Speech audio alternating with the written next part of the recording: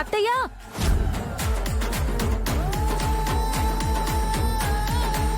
అత్తయ్య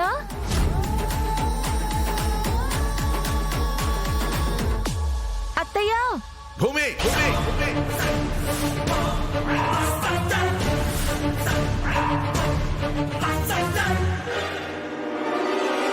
నాన్న ఎందుకొచ్చావు? మళ్ళీ నన్ను అవమానించి నలుగురిలో నా పరువు తీసి నన్ను తలెత్తుకోనీకుండా చేయడానికే వచ్చావా? నాన్న నోర్మై నన్ను అలా పిలవకు. నా కూతురు ఎప్పుడో చచ్చిపోయింది. అలా అనకండి నాన్న, నేనే తప్పు చేయలేదు. నువ్వు చేసిన దాన్ని తప్పు అనరు, మోసం అంటారు. నీ మీద పెట్టుకున్న నమ్మకాన్ని నాశనం చేశావు. నా పరువుని గంగలో కలిపా.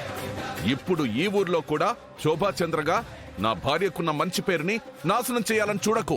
అది కాదు నాన్న, అమ్మ స్థానంలో నాట్య నివేదన చెయ్యాల్సింది నేనే కదా నాన్న. అక్కర్లేదు, నువ్వేం చేయాల్సిన అవసరం లేదు.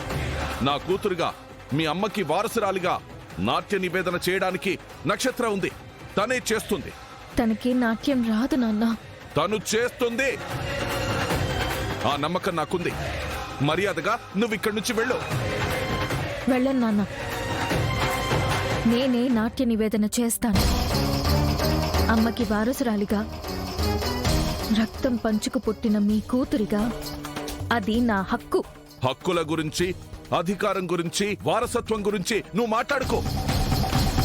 తండ్రి మాటంటే లెక్కలేదు. నా మీద నీకు ఎలాంటి గౌరవం లేదు.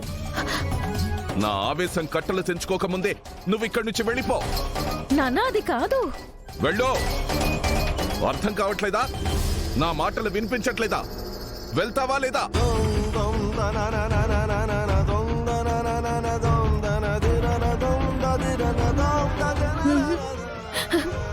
నువ్విలా చెప్తే వినవు.